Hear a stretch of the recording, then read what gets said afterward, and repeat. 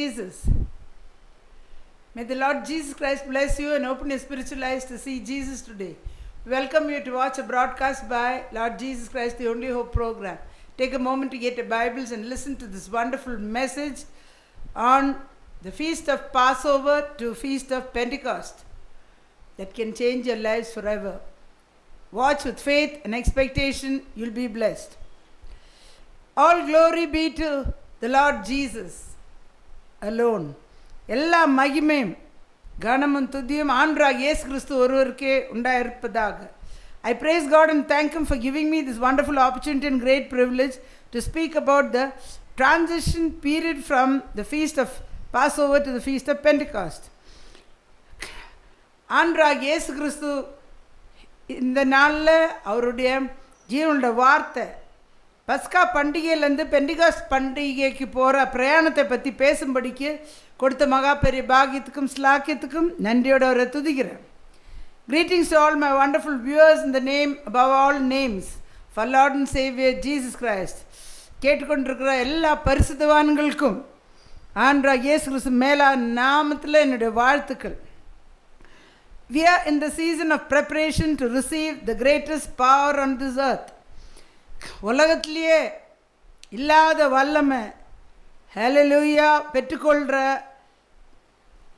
இந்த நாட்கள் ஆயத்த நாட்களில் நாம் இருக்கிறோம். இந்த காலகட்டத்தில் அந்த வல்லமை பெற்றுக்கொள்கிற நாட்கள் அதுக்காக ஆயத்தப்படுற நாட்களாக இருக்கிறது. That was poured out on the 50th day after the Lord Jesus Christ rose from the dead.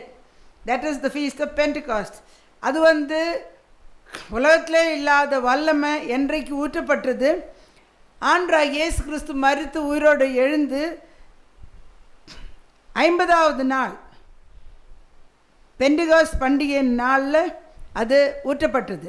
The next 20 minutes is going to prepare you to receive that power that can totally change your lives forever.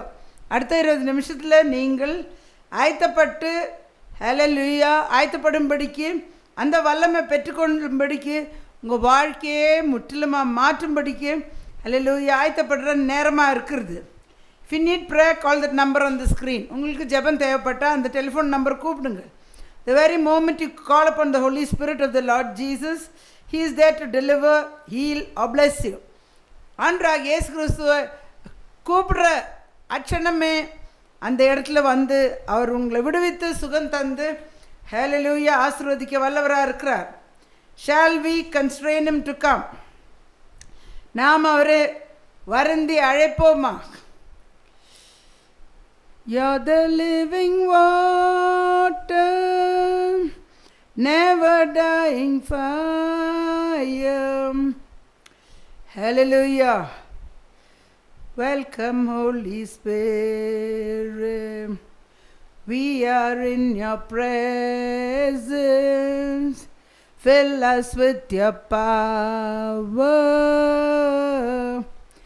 Live inside of me. Hallelujah. Hallelujah. Are you aware of the time frame we are living in God's calendar with regard to celebrating our God in the feasts of the Lord?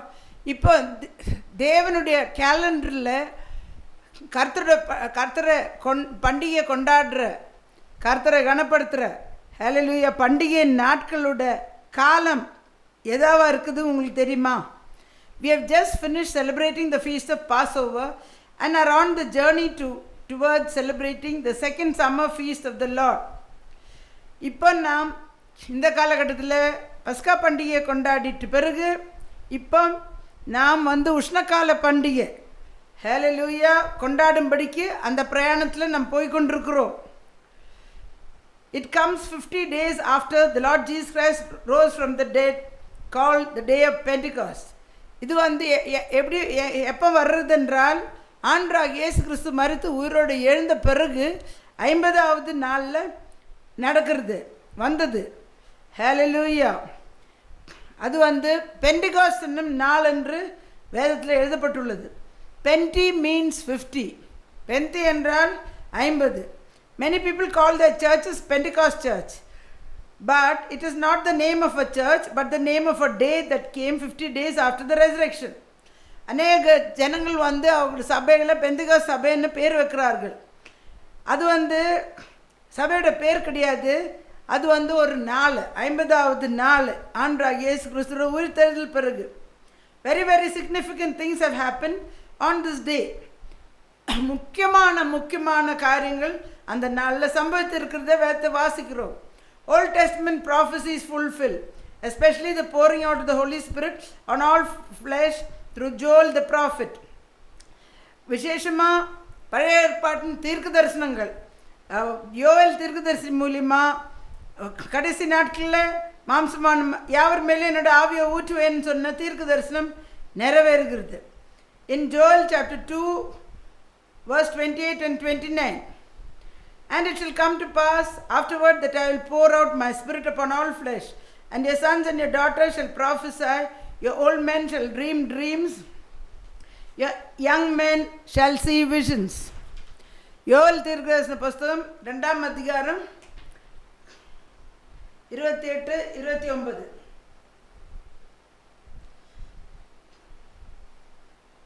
அதற்கு பின்பு நான் மாம்சமான யாவர் மேலும் என் ஆவியை ஊற்றுவேன்.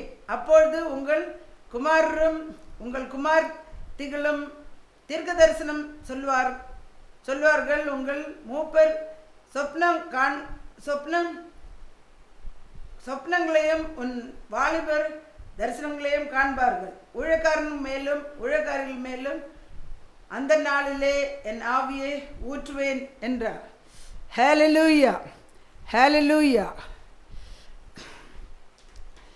And verse 29, also upon my servants and upon my handmaids in those days will I pour out my spirit. In verse 28, what do we note here? Some important things are there to be noted. 28ஆம் வசனத்தில் முக்கியமான காரியம் நீங்கள் கவனிக்க வேணுமா இருக்கிறது. God is speaking through prophet Joel, I will pour out my spirit upon all flesh. அப்போ 28ஆம் வசனத்தில் தேவனாகிய கர்த்தர் நான் என் ஆவியை மாம்சமான யாவர் மேலே ஊற்றுவேன் என்று சொல்லியிருக்கிறார். In John chapter 4 verse 24, the Lord Jesus Christ himself tells the Samaritan woman, God is a spirit and those who worship him must worship him in spirit and truth. யோவான் சுவிசேஷம் 4ஆம் அதிகாரம் 24ஆம் வசனத்தில் ஆண்டவராகிய இயேசு கிறிஸ்து தாமே சமாரிய ஸ்திரீயின் இடத்துல தேவன் ஆவியாக இருக்கிறார், அவரை தொழுது கொள்கிறவர்கள் ஆவியோடு உண்மையோடும் தொழுது கொள்ள வேண்டும் என்று. To those who believe God to be more than one, he does not say we will pour out our spirit. ஒரு சிலர் வந்து ஆள் தத்துவத்தில் 2 பேர் 3 பேர் என்று கூட விசுவாசிக்கிறவர்கள் உண்டு. ஆனால் இங்கே வந்து இந்த வசனத்தை நாம் கவனித்தா நாங்கள் எங்கள் ஆவியை ஊற்றுவேன்னு சொல்ல, நான் என் ஆவியை மாம்சமான யாவர் மேலே ஊற்றுவேன்னு சொல்லுகிறார். In verse 29 also he says, I will pour out my spirit, not we. 29 கூட நான் என் ஆவியை ஊற்றுவேன்னு சொல்லுகிறார் தவிர நாங்கள் ஊற்றுவேன்னு சொல்லி எழுதப்பட்டுள்ளதில்லை. In Ephesians chapter 5 verse 3-6, endeavoring to keep the unity of the spirit in the bond of peace. Here we see Apostle Paul writes, keep the unity of oneness of the spirit. இங்கே எபேசருக்கு எழுதின நிருபம் 4ஆம் அதிகாரம் 3-6 வாசித்தா, எபேசருக்கு எழுதின நிருபம்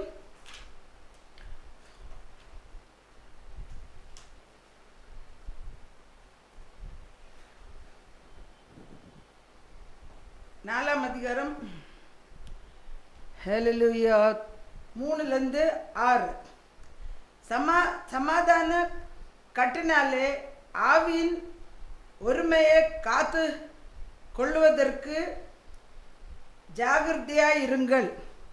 Hallelujah. Here we see that Apostle Paul writes, keep the unity of oneness of the spirit. அப்போ இங்கே என்ன அப்போஸ்தலன் பவுல் என்ன எழுதுகிறார் என்றால், ஒருமையை காத்துக்கொள்ளும்படிக்கு ஆவியின் ஒருமை காத்துக்கொள்ளும்படிக்கு ஜாகிரதையாக இருந்து. Not trinity or triune or 2 persons. இங்கே திருத்துவமோ திரியேகத்துவமோ 2 பேரோ இருக்கிற மாதிரி எழுதப்பட்டு இல்லை. Verse 4 says, there is one body and one spirit, even as you are called in one hope of your calling. அப்போ 4ஆம் வசனத்தில் நாம் என்ன வாசிக்கிறோம்? உங்களுக்கு உண்டான அழைப்பினாலே நீங்கள் ஒரே நம்பிக்கைக்கு அழைக்கப்பட்டது போல் ஒரே சரீரமும் ஒரே ஆவியும் உண்டு. ஹல்லேலூயா.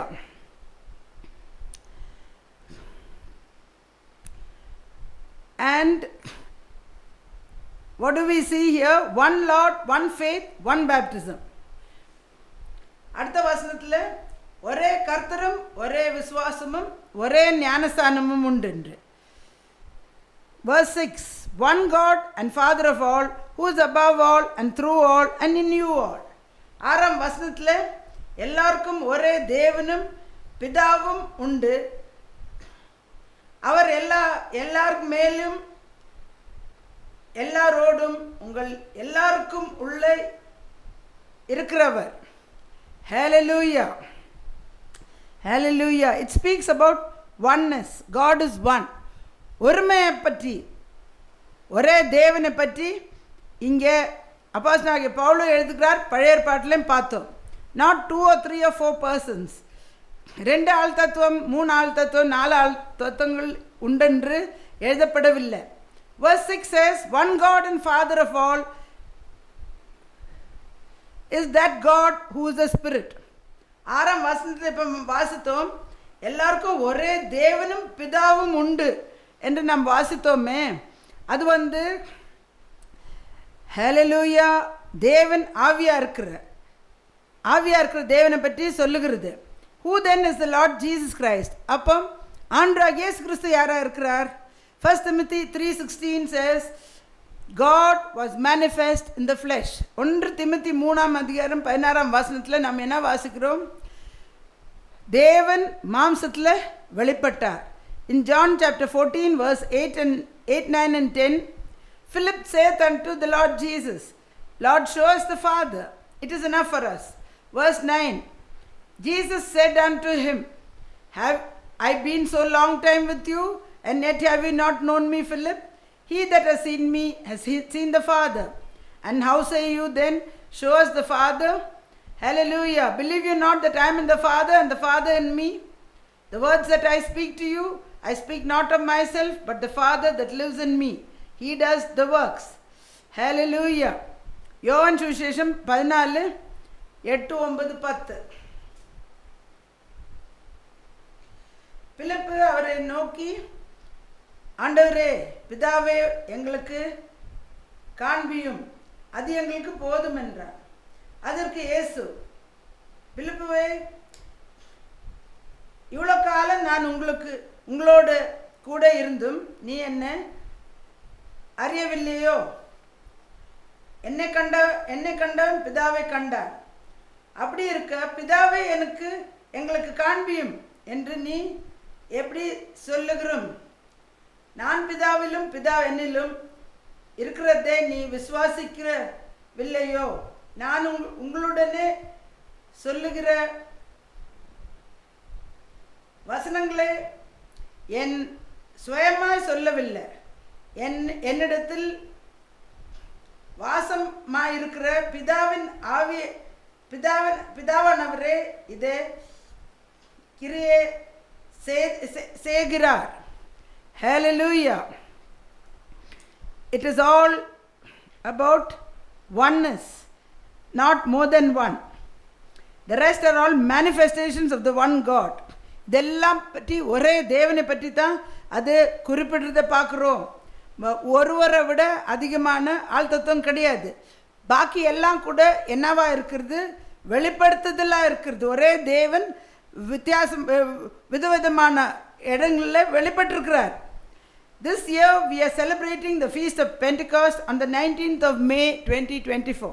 இந்த வருஷம் நாம் பெண்டிகாஸ்ட் பண்டிகை என்னைக்கு கொண்டாடுறோம் என்றால் மே மாதம், இந்த மாதம் 19ஆம் தேதி நாம் கொண்டாடுறோம். Whatever a person has on this earth or not, he should and must have the spirit that was poured out on the day of Pentecost. மனுஷனுக்கு இந்த பூமியில் என்ன இருந்தாலோ இல்லாத போனாலோ அந்த பெண்டிகாஸ்ட் நாளில் ஊற்றப்பட்ட பரிசுத்த ஆவி நிச்சயமாக வேணும். which is the spirit of the Father, as we saw earlier. அது வந்து யாரோட ஆவி? பிதாவின் ஆவி. முன்ன நம்ம அதை பற்றி பார்த்தோம். Human beings were not created to depend on their own strength.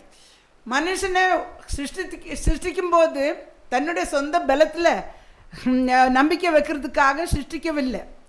God has created us in such a way that we should be power assisted. தேவன் நம்மை எப்படி சிருஷ்டித்திருக்கிறார்னால் வல்லமை நமக்கு உதவி செய்ய வேண்டும். அப்படித்தான் இந்த சரீரத்தை சிருஷ்டித்து வைத்திருக்கிறார். You will enjoy doing everything if you are power assisted. நீங்கள் உங்களோட சொந்த பலத்தில் செய்யும்போது கஷ்டப்படுறீர்கள், போராடுகிறீர்கள். ஆனாலும் வல்லமை உங்களுக்கு உதவி செய்யும்போது நீங்கள் சந்தோஷமாக செய்து முடிப்பீர்கள். Hallelujah. Everything you are facing problems today in your lives is because you are trying to work things, everything in your flesh. In Acts chapter 1 verse 8 we read, St. Luke's second account of what happened. அப்போஸ்தலர் நடபடிகள் 1ஆம் அதிகாரம் 8ஆம் வசனத்தில் நாம் என்ன வாசிக்கிறோம்? வைத்தியர் லூக்கா எழுதின 2ஆம் பிரபந்தத்தில் என்ன சம்பவிச்ச பற்றி எழுதுகிறார். But you shall receive power after that the Holy Ghost has come upon you, and you shall be witnesses unto me both in Jerusalem and in all Judea and in Samaria and unto the uttermost parts of the earth. அப்போஸ்தலர் நடபடிகள் 1ஆம் அதிகாரம் 8ஆம் வசனம். பரிசுத்த ஆவி உங்களிடத்தில் வரும்போது நீங்கள் பலனடைந்து எருசலேமிலும் யூதாவிலும் யூதேயா முழுவதிலும் சமாரியாலும் பூமியின் கடையாந்திரமும் எனக்கு சாட்சியாக இருப்பீர்கள் என்றார். Hallelujah. Hallelujah. The New Testament church was a Holy Spirit driven church. புதிய ஏற்பாட்டின் சபையை பார்த்தா பரிசுத்த ஆவி அவர்களை நடத்தின சபையாக இருந்தது. In Acts chapter 2 from verse 1 if we read, அப்போஸ்தலர் நடபடிகள் 2ஆம் அதிகாரத்தில் 1ஆம் வசனத்தை நாம் வாசித்தா, and when the day of Pentecost was fully come, they were all with one accord in one place. Hallelujah. அப்போஸ்தலர் நடபடிகள் 2ஆம் அதிகாரம் 1ஆம் வசனம். பெந்தெகோஸ்து என்றும் நாள் வந்தபோது அவர்கள் எல்லோரும் ஒருமனப்பட்டு ஒரு இடத்தில் வந்திருந்தார்கள். Hallelujah. After the Lord Jesus Christ rose from the dead, he showed himself to many. We read in Acts chapter 1 verse 3 and 4. ஆண்டவராகிய இயேசு கிறிஸ்து மரித்து உயிரோடு எழுந்த பிறகு அநேகருக்கு தரிசனம் கொடுத்தார்கள் என்று அப்போஸ்தலர் நடபடிகள் 1ஆம் அதிகாரம் 3-4 நாம் வாசிக்கிறோம். To whom also he showed himself alive after his passion by infallible proofs, being seen of them 40 days, and speaking of the things pertaining to the kingdom of God. Verse 4, and being assembled together with them, that they should not depart from Jerusalem, but wait for the promise of the Father, which says he, you have heard of me. Hallelujah. அப்போஸ்தலர் நடபடிகள் 1ஆம் அதிகாரம் 3-4. அவர் பாடுபட்ட பின்பு 44 நாளளவும் அப்போஸ்தலருக்கும் தரிசனமாகி தேவனுடைய ராஜ்யத்தை குறித்தவைகளே அவர்களுடனே பேசி அநேக தெளிவான திருஷ்டாங்களாலே அவர்களுக்கு தாமே உயிரோடு இருக்கிற அவராக காண்பித்தார்கள். அன்றியும் அவர் ஹல்லேலூயா வாக்குகளோடனே கூட வந்திருக்கும்போது அவர்களே நோக்கி, தமிழில் 5ஆம் வசனம் வருது, ஆகையால் நீங்கள் எருசலேமை விட்டு போகாமல் என்னிடத்தில் கேள்விப்பட்ட பிதாவின் வாக்குத்தத்தம் நிறைவேற காத்திருங்கள் என்று கட்டளையிட்டார். Hallelujah. Hallelujah. In verse 4 we read, and being assembled together that they should not depart from Jerusalem and wait for the promise of the Father which says he, you have heard of me. 4ஆம் வசனத்தில் எருசலேமில் காத்திருக்க வேண்டும், நான் சொன்ன பிதாவின் வாக்குத்தத்தம் நிறைவேறும்படிக்கு. So we see here that the 120 who were with the Lord Jesus after he rose from the dead for 40 days, hallelujah, and also he revealed himself to them, and they obeyed what Jesus commanded them to do before he was taken up to heaven. இங்கே நாம் என்ன பார்க்குறோம்? 120 பேர்கள் வந்து கர்த்தர் இயேசு கிறிஸ்து உயிரோடு எழுந்த பிறகு அவரோடு கூட இருந்தார் 40 நாட்கள். பிறகு இயேசு கிறிஸ்து அவர்களுக்கு கட்டளையிட்டது பிரகாரம் பரத்துக்கு எடுத்துக்கொள்ளப்படுறதுக்கு முன்பாக கட்டளையிட்டது அவர்கள் கீழ்ப்படிந்து செய்தார்கள். In Luke chapter 24 verse 49, Jesus said, and behold, I send the promise of my Father upon you, but wait in the city of Jerusalem until you be endued with power from on high. லூக்கா சுவிசேஷம் 24:49 வசனம்.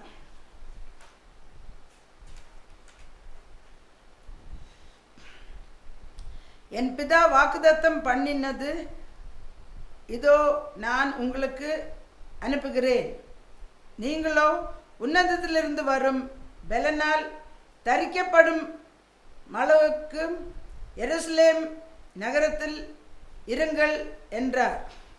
Hallelujah, hallelujah. Verse 52, and they worshipped him and returned to Jerusalem.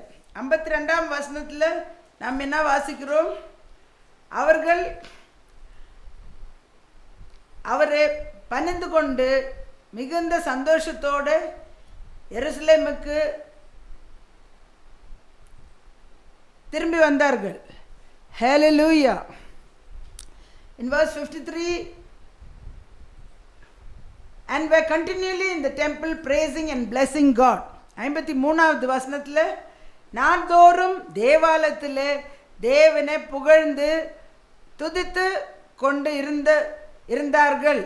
Amen. Hallelujah. Amen. It was on these 120 people only who had prayed for 50 days and were waiting that his spirit was poured out on the day of Pentecost.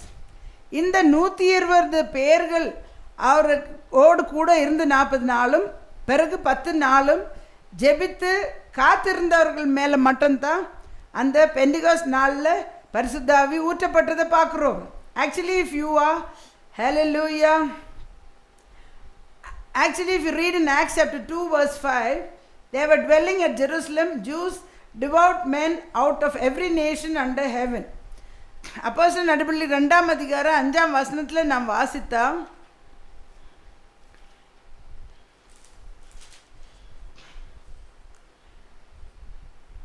வானத்தின் கீழ் இருக்கிற சகல தேசத்திலும் இருந்த வந்த தேவ பக்தியுள்ள யூதர்கள் அப்பொழுது எருசலேமிலே வாசம் பண்ணினார்கள். Hallelujah. Hallelujah. We see here that godly Jews from all around the world were gathered in Jerusalem to offer the sacrifices and celebrate the feast of Pentecost. இங்கே என்ன பார்க்குறோம்? உலகத்தில் இருக்கிற அத்தனை பக்தியுள்ள தேவ பக்தியுள்ள யூதர்கள் வந்து எருசலேமில் அவர்களோட பண்டிகையோட பலியை செலுத்தும் படிக்கும் பண்டிகையில் கர்த்தரை கொண்டாடும் படிக்கும் சேர்ந்து வந்திருந்தார்கள். For the main feast they themselves would be present, not others. They won't send others. முக்கியமான இந்த 3 பண்டிகைகளில் அவர்களே வருவார்கள். எந்த நாட்டில் இருந்தால் கூட வேறு யாரையும் அனுப்ப மாட்டார்கள். அந்த கடமையை அவர்களே வந்து செலுத்துவார்கள் எருசலேமில் வந்து. Hallelujah. But we see here that the Holy Spirit was poured out only on the 120 who were waiting and looking and longing for the power that is poured out on this day. ஆனால் நம்ம என்ன பார்க்குறோம்? எல்லார் மேலேயும் பரிசுத்தாவி ஊற்றப்படவே இல்லை. Hallelujah. 120 பேர்கள் மட்டும்தான் 40 நாட்கள் ஆண்டவரோடு பூமியில் இருந்த போது கூட இருந்தார். பிறகு 10 நாட்கள் வந்து தேவனை துதித்து மகிமைப்படுத்தி கொண்டு பிதாவின் வாக்குத்தத்துக்கு காத்திருந்தார்கள். ஹல்லேலூயா. அந்த நாளில் அவர்கள் மேலே தான் அது ஊற்றப்பட்டதை பார்க்குறோம். In Acts chapter 2 verse 2 to 4 we read what happened. அப்போஸ்தலர் நடபடிகளில் 2ஆம் அதிகாரம் 2லேருந்து 4ஆம் வசனத்தில் என்ன சம்பவிச்சது நாம் வாசிக்கிறோம். And suddenly there came a sound from heaven as of a rushing mighty wind, and it filled all the house where they were sitting. Hallelujah. Verse 3, and there appeared unto them cloven tongues like as of fire, and it sat upon each of them. Verse 4, and they were all filled with the Holy Ghost and began to speak with other tongues as the Spirit gave them utterance. அப்போஸ்தலர் நடபடிகள் 2ஆம் அதிகாரம் 2லேருந்து 4ஆம் வசனம். அப்பொழுது பலத்த காற்று அடிக்கிற முழக்கம் போல் வானத்திலிருந்து சடுதியாய் ஒரு முழக்கம் உண்டாகி அவர்கள் உண்டாயிருக்கிற வீடு முழுவதையும் நிரப்பிற்று. அல்லாமலும் அக்னிமயமான நாவுகளைப் போல பிரிந்திருக்கும் நாவுகள் அவர்களுக்கு காணப்பட்டது. அவர்கள் ஒவ்வொருவர் மேலும் வந்து அமர்ந்தது. அவைகள் எல்லோரும் பரிசுத்த ஆவியினாலே நிரப்பப்பட்ட ஆவியான அவர்களுக்கு பல பல பாஷைகளை அவர்கள் பேசினார்கள். ஹல்லேலூயா, ஹல்லேலூயா. We read that a mighty rushing wind blew from heaven right through Jerusalem. The first time was the sign of the Holy Spirit. எருசலேம் முழுவதும் கூட ஒரு பலத்த காற்று இந்த முதலாவது நாளில் பரிசுத்த ஆவி ஊற்றப்பட்ட போது அடையாளமாக ஒரு பலத்த காற்று அடித்து எருசலேம் முழுவதும் நிரப்பிட்டுன்னு பார்க்குறோம். Our hearts are fireplaces for the Holy Spirit, and before the fire came, a mighty wind had to come to blow away all the ashes and all the trash and the rubbish and plant that flame, that fire. அப்பொழுது நாம் என்ன பார்க்குறோம், நம்முடைய இருதயம் வந்து தேவனுடைய பரிசுத்த ஆவிக்கு ஹல்லேலூயா பலிபீடமாக இருக்கிறத பார்க்குறோம். இங்கேனா நம்ம பரிசுத்த ஆவி அக்னிமயமான நாவுகள் வந்ததுக்கு முன்னாடி பலத்த காற்று வந்து எல்லாம் தேவையில்லாத எல்லாம் வந்து குப்பைகளை அடித்து வெளியாக்க வேணுமா இருந்தது. அது வெளியில் போனப்போ தான் அந்த அக்னிமயமான நாவுகள் வந்து தங்குனது அவங்க மேலே. We are made for the fire of the Holy Spirit. ஆண்டவருடைய அக்னி, பரிசுத்தாவின் அக்னி பெற்றுக்கொள்ளும்படிக்கு நம்ம தேவன் சிருஷ்டித்திருக்கிறார். And there appeared to them divided tongues of fire. அது வந்து ரெட்ட நாக்க போலவே அக்னி எல்லார் தலை மேலேயும் 120 பேர் மேலேயும் இருந்தது. They were specifically 120 people in the upper room. குறிப்பிட்டு 120 பேர் மேல் அறையில் காத்திருந்ததை பார்க்குறோம். We read, and there was a flame for every head. இதை பற்றி நாம் வாசிக்கிறோம் வேதத்தில். ஒரு 120 பேர் மேலே ஒருத்தர் தலை மேலே கூட ரெட்ட நாக்க போல அக்னி காணப்பட்டதுன்னு. All received the flame and all received the fire. 120 பேர்கள் எல்லாரும் அந்த அக்னியும் ஹல்லேலூயா அந்த ஹல்லேலூயா நெருப்பை பெற்றுக்கொண்டார்கள். It is not luck that gets the Holy Spirit. நமக்கு பாக்கியம் இருந்தால் பரிசுத்தாவி பெற்றுக்கொள்ளலான்னு கிடையாது. பாக்கியம் இருந்தால் லாட்ரி கிடைக்கும் அப்படின்னு சொல்லுவார்கள். It's not if you have luck you will get the lottery. 120 out of 120 got it all. 120 பேரும் முழுக்க முழுக்க எல்லார் தலைமையிலும் பெற்றுக்கொண்டார்கள். It's for all those who are washed in the blood, hallelujah, of the Lord Jesus Christ. Their sins are washed. Hallelujah. இது யார் தகுதி இது பெற்றுக்கொள்றதுன்னா ஆண்டவராகிய இயேசு கிறிஸ்துவோட இரத்தத்தினாலே பாவங்கள் கழுவப்பட்டவர்களுக்கு தான் இந்த பரிசுத்த ஆவி பெற்றுக்கொள்ள முடியும். Hallelujah, thank you Jesus. வேற யாரும் அது பெற்றுக்கொள்ள தகுதி இல்லை. First time you received you are washed of your sins in immersion baptism according to Acts 2:38. After that, in Holy Communion, when the blood of Jesus will wash sins which are confessed and forsaken. Hallelujah. So, to become worthy to receive the Holy Spirit, your sins have to be washed by the blood of the Lord Jesus Christ. முதலாவது ஆண்டவராகிய இயேசு கிறிஸ்துவோட ரத்தம் முழுக்க ஞானஸ்தானத்தில் அப்போஸ்தலர் 2ஆம் அதிகாரம் 38ஆம் வசனம் பிரகாரம் பாவ பரிகாரம் இயேசு கிறிஸ்து ரத்தத்தில் நாமத்தில் ஞானஸ்தானம் பெற்றவர்கள் அது பெற்றுக்கொள்ள தகுதியே உள்ளவர்கள். அது பிறகு ஆரம்பத்தில் அந்த முழுக்க ஞானஸ்தானம், பிறகு ராபோஜனத்தில் அவருடைய ரத்தம் அவருடைய சரீரம் நம்ம சரீரத்துக்குள்ளே போகும்போது நாம் நம்முடைய பாவத்தை எல்லாம் அறிக்கையிட்டு மன்னிப்பு பெற்றுக்கொள்கிறோம். அப்பொழுது தான் ஹalleluya thank you Jesus நாம் பெற்றுக்கொள்ள முடியும். ஹalleluya. இப்போ நாம் ஜெபிக்க போகிறேன். சர்வ வல்லமுள்ள தேவனாகிய கர்த்தாவே, ஹalleluya, கேட்டுக்கொண்டிருக்கிற ஒருத்தர் மேலேயும் கர்த்தாவே 19ஆம் தேதி விசேஷமாக ஹalleluya உம்முடைய ஆவியை ஊற்றும், உம்முடைய விடுதலை நீ தாரும். இப்பொழுதே கர்த்தாவே எல்லா பாவ சாப ரோகத்திலேருந்தும் உம்முடைய ஆவி வரும்போது எங்களை நீக்கி கழுவுறதை பார்க்குறோம், சுத்திகிறதை பார்க்குறோம். பெண்டிகாஸ் நாளில் ஊற்றப்பட்ட வல்லமை பிதாவின் வாக்குதத்தம் கேட்குற எல்லாருமேலேயும் இந்த மாதம் இந்த பண்டிகையை உண்மை கொண்டாடி உண்மை கனப்படுத்தி தியாகமான ஒரு ஹalleluya காணிக்கை செலுத்தி உண்மை கனப்படுத்தும் போது நீர் கர்த்தாவே ஹalleluya தியாகத்தை பார்க்குற தேவன் ஆவியை ஊற்றுகிறீர். கர்த்தாவே இப்பொழுதும் மரண தருவாயில் உண்மை நோக்கி பார்த்து கொண்டிருக்கிற ஒருத்தர் மேலே ஆவியை ஊற்றும், விடுதலை தாரும். கர்த்தாவே இந்த பண்டிகை நாட்களோட கர்த்தாவே விசேஷமான இந்த உயிர்த்தெழுந்த வல்லமை பிதாவின் ஆவி எல்லாரும் மனுஷன் பெற்றுக்கொள்ள வேணுமே வேண்டும். எல்லார் மேலே நீ ஊற்ற வேணுமா ஜெபிக்கிற அவங்க ஆயத்தப்பட்டு தகுதி பெற்று பெற்றுக்கொள்ள கிருபத்தார். இயேசு கிறிஸ்து விளையாடப்பட்ட நாமத்தில் ஜெபிக்கிறேன் நல்ல பிதாவே. Dear Lord Jesus, I praise you and worship you and thank you for each and everyone listening to this message. In this Feast of Pentecost season, I pray for all the saints, Lord, that they will receive a fresh anointing of what you poured out on the day of Pentecost, Father. Lord, that they will receive the revelation which the disciples, especially Peter, got about, hallelujah, the Spirit of the Father. Hallelujah, and be filled with your Spirit. These last days be witnesses for you. Hallelujah, like how your apostles were in Jerusalem and Judea and to Samaria and uttermost parts of the earth. Pour out your Spirit upon them. Lord, give them revelation, Lord Jesus. Let when the anointing comes, it breaks the yoke of bondage.